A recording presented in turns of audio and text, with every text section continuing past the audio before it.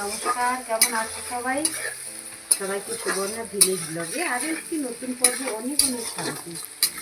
তো আজকে সকালবেলা একদম রান্না করতে বসে গেছি। কেন? আজকে আমাদের রোয়া হবে, জানো তো।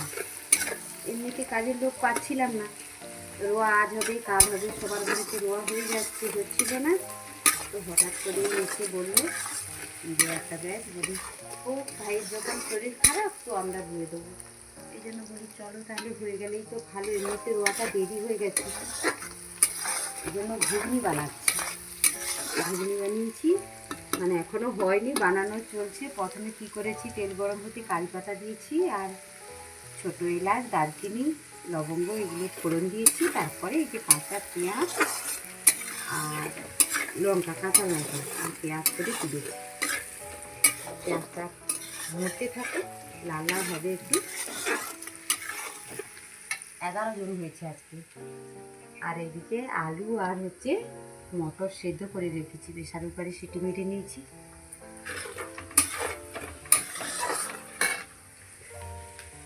এইদিকে রেখেছি আদা বাটা আর রসুন বাটা। তো আজকে 11 জন কিন্তু কাজ করছে, জানো তো। তাই কী করছি, এই যে বড় কড়াইতে ঘুগনি রান্না করছি। বড় কড়াইতে না হলে ধরবে না।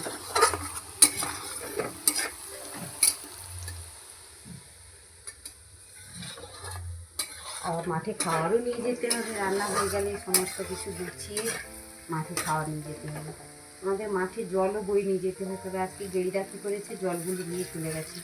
আর মাঠে যা কাদা আর আলের যা অবস্থা, এমনি মানে যদি কেউ এমনি কিচ্ছু না নিয়ে এমনি হেঁটে হেঁটে গেলেও হেঁটে যেতে পারবে না। আমি গতকালকে গেছি তো মাঠে, যখন নাগল হচ্ছিল তখন মাঠে গেছি, একটু কাজ করে এসেছি।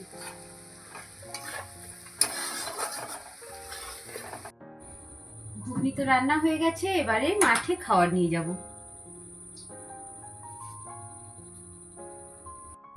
এখন বেরিয়ে পড়েছি বন্ধুরা, খাবার নিয়ে মাঠে যাব। কিন্তু আজকে কি বলতো, কাজে কাজে না ভুলেই গেছি যে আজকে একটা বিশেষ দিন। আজকে রাখি পূর্ণিমা। আমার সমস্ত বন্ধুদের রাখি পূর্ণিমার অনেক প্রীতি, শুভেচ্ছা, ভালোবাসা। সবাই সুস্থ থেকো, সবাই ভালো থেকো। মাঠে খাবার নিয়ে চলে এসেছি। খাওয়ার সব এখানে জমা রেখেছি, এই যে মিনি ঘর, এর ছাওয়াতে একটু দাঁড়িয়েছি। আজকে কিন্তু ভীষণ রোদ। আর দেখো মাঠের দৃশ্য দেখো বন্ধুরা, এই মাঠে শশা করেছিলাম, আবার এটা নাগল হয়ে গেছে, আজকে রোয়া হবে। ওই দিকে আমাদের ব্যান ভাঙা হচ্ছে, ওইখানে ব্যান তলা ফেলানো আছে। ওই যে 11 জন হয়েছে, 11 জনই ওইখানে কাজ করছে। আর চারিদিকে শুধু পাওয়ার টেলারের আওয়াজ, যত নাগল হচ্ছে মাঠে ট্রাক্টরের আওয়াজ।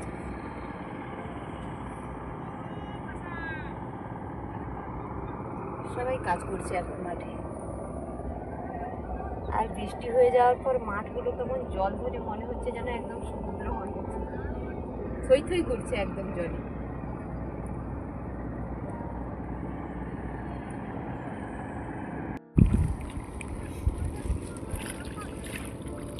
ভিতা কাটা হয়েছিল, জানো তো।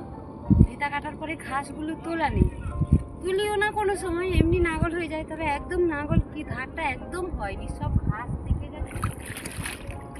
এই ঘাসগুলো একটু তুলে দিচ্ছি। আর মাটি না ভালো হলে রুইতে কোনোদিন ভালো লাগে না। যত মাটি সুন্দর হবে তত রোয়া সুন্দর হবে। আর এই বছর কি হয়েছে, কখনো শুকনো করে দিচ্ছে ক্ষেতটি, আবার কখনো একদম জলে ভরে দিচ্ছে। এই তো অবস্থা।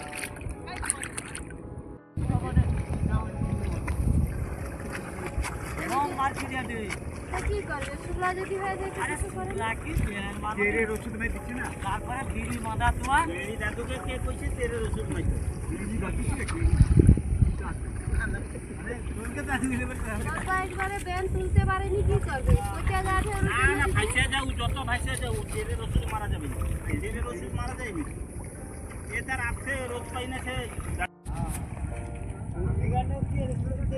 মাটি উঠে দেখি, প্রচুর মাটি উঠে গেছে। মাটি না থেকে আছে। আচ্ছা এই আছে।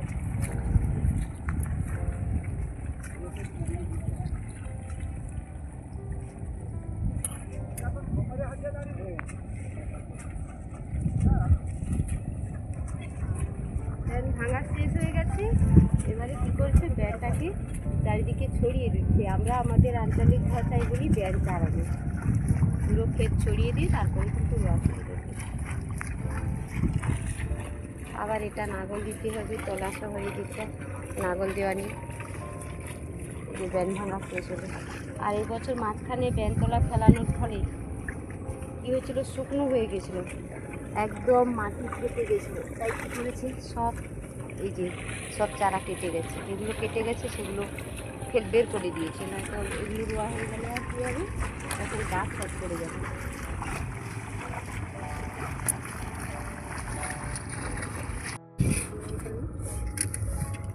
সবাইকে খেতে দেওয়া হয়ে গেছে, সবাই কিন্তু খেতে বসে গেছে এখন।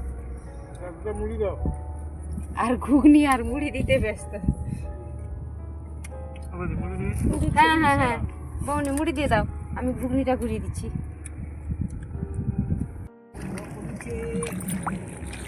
তাহলে দেখে নেবো তাকে। হ্যাঁ জিজ্ঞাসা নাগাল করে দিয়ে হবে কইছে।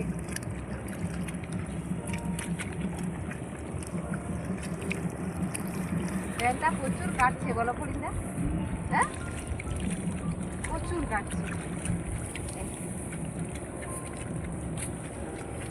এগুলো আবার ধানের উপরে চাপেন কিছু হবে, শক্ত হবে না অনেক দিন। ঘাস একদম শুকনা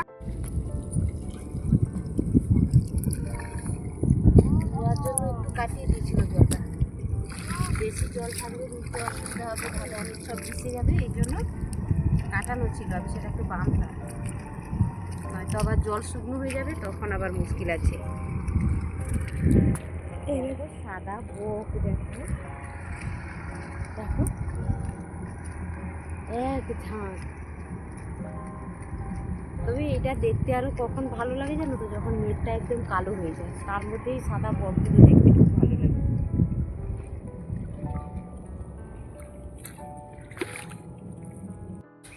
এখন বেরিয়ে পড়েছি কিন্তু মেজদি ভাই বাড়িতে নেমন্ত্রণ খেতে যেতে হবে, তাই এখন দরজাটা বন্ধ করছি। সব দরজা টরজা বন্ধ করে বেরাতে হবে তো। একদম রেডি আমি আর বৌমনি দুজনে। আমি আর বৌমনি দুজনে যাচ্ছি এখন মেজদি ভাই বাড়ি।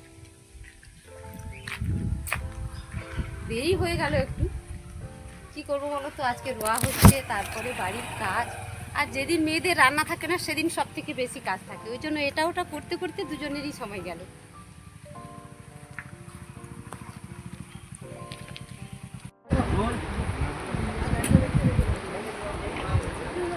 সবাই কিন্তু আমরা এখন খেতে বসে গেছি, আসার সঙ্গে সঙ্গে বসিয়ে দিল খেতে। সবাই খাওয়া হয়ে গেছে, চলো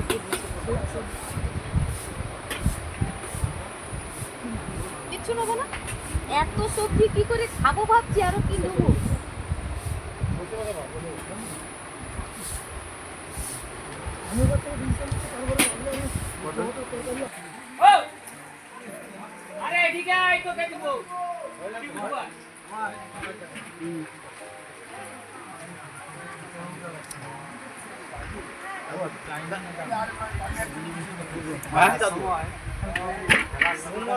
আরে মুট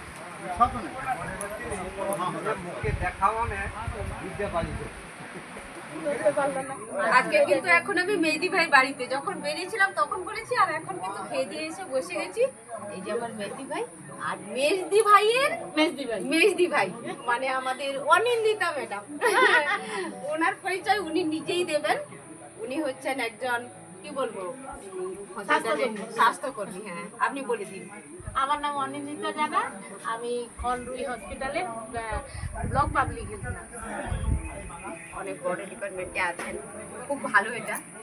স্বাস্থ্য স্বাস্থ্য ডিপার্টমেন্ট মানে অনেক বড়। আর সব থেকে দেখি দিদিভাইয়ের গাড়িটা সামনে লেখা আছে government of department of health. Department of health লেখা আছে, ভালো লাগে এটা।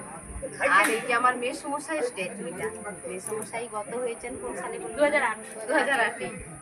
এই যে মেয়ের সমস্যায় স্টেজ মাসিমা এই গত হলেন। বলেছি সবাইকে, আমার বন্ধুদেরকে সবাইকে বলেছি। আর ওই যে বললাম যে মাথার উপর থেকে আবার একটা আমাদের হাত চলে গেল আর কি, আশীর্বাদের হাত। কালকে আমরা বলছিলাম না যে যখন সবাই আমরা খাচ্ছি দাদা বললে যে খাওয়ার কোনোদিন এখানে অভাব হয় না, মানে অন্নপূর্ণা ছিল, অন্নপূর্ণার ভান্ডারে কোনোদিন খাওয়ার অভাব হয় না। কালকে এরকম কি হয়েছে, সবাইকে খেতে দিচ্ছি তো প্রধানের ঘরে এসে একজন ছেলে এসছে, বাবু তোমাদের গাড়িটা একটু সরিয়ে নাও না, আমাদের বাস দাঁড়াবে।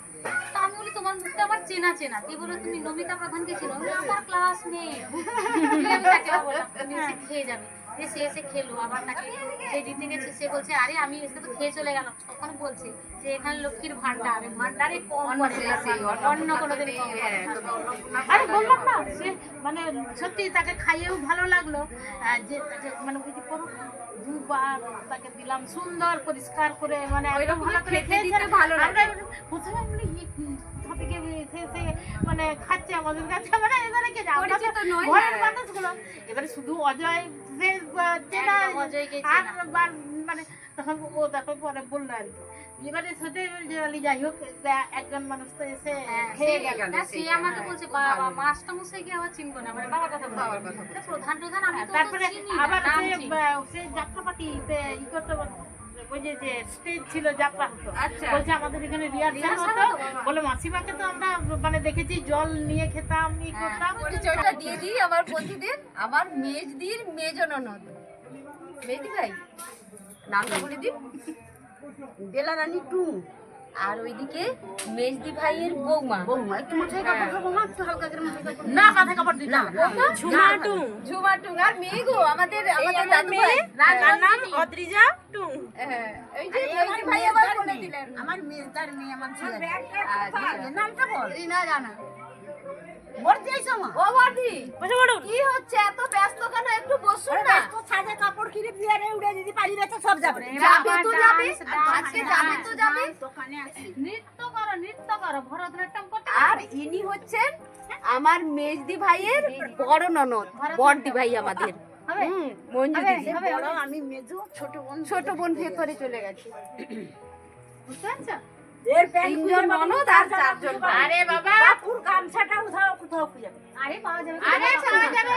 পাওয়া যাবে, অনেকজন এসেছে তো একসাথে কাপড়ের মধ্যে কোথাও রাখা আছে। ঠিক পাওয়া যাবে। আমরা একদম মানে জমাটি আড্ডায় বসে গেছি, অনেকদিন পর সবার সঙ্গে দেখা হয়েছে। একসঙ্গে আর অনেকদিন পরে তো অনুষ্ঠানে আসার এই একটাই মানে মূল উদ্দেশ্য থাকে যে সবার সঙ্গে দেখা হবে একসঙ্গে। এগুলো কি হবে? অনেকদিন দেখা হয় না, সবার সঙ্গে দেখা হবে। না আমি আমার সুপারি খাই না। ঠিক আছে, না না আমি একদম সুপারি খাই না। না না পানের মধ্যে সব থেকে খারাপ হচ্ছে সুপুরি। হ্যাঁ ওখানে কি যে পানের রস ভালো, চুন ভালো, সব ভালো, কিন্তু পানের ওদের কি মানে কি এতে অভাব না। এই যে মেজদি ভাইয়ের মেয়ে, মেজদি ভাই উঠে চলে গেছে, মেয়ে এসছে। আমরা রুবা বলেই ডাকি, ভালো নামটা কিন্তু আমি জানি না, আমার বন্ধুদের ভালো জানি নাম না। দরকার নেই। ভালো নাম দরকার নেই। এই নামটাই ভালো, রূপা নামটাই সুন্দর। রুবা বলেই আমরা ডাকি, এই জন্য রুবা নামেই চিনি। হ্যাঁ তোমার ভিউয়ার্স কত আছে? আমার ক্লাস হয়েছে মাঝে দৌড়ে এসে বাচ্চাগুলোকে নিয়ে গেল দেখো সঙ্গে, আধা থেকে গেছিল এদিকে, দেখে নিয়ে চলে যাচ্ছে।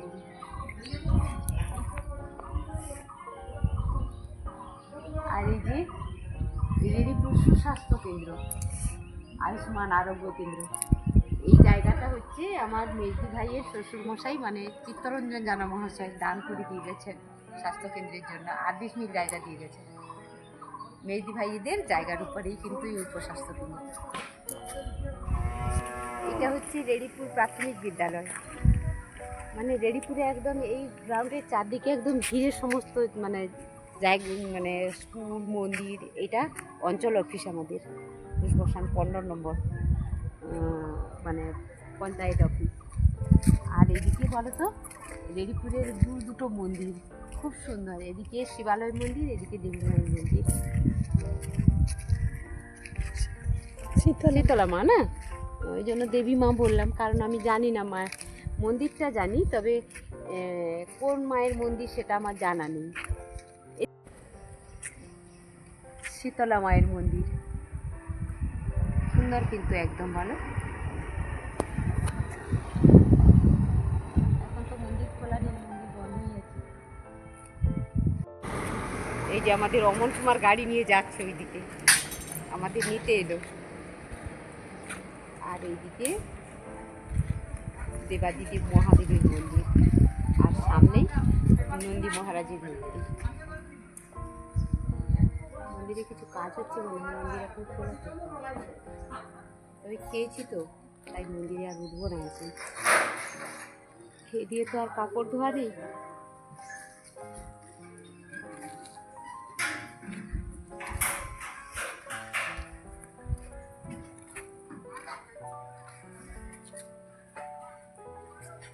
কাজ চলছে মন্দিরে।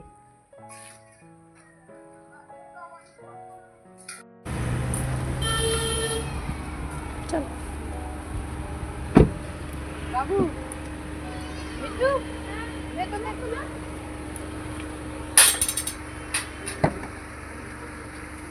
এবারে বাড়ির পথে। মেহেদি ভাই বাড়িতে খাওয়া দাওয়া হলো, গল্প হলো ভীষণ। তারপরে এখন বাড়ি থেকে কিন্তু এবারে পৌঁছে গেলাম একদম বাড়ি।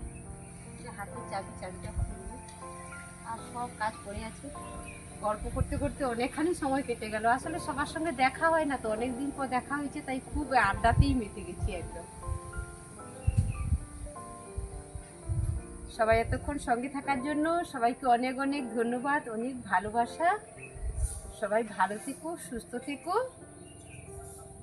দেখা হবে পরের ব্লগে।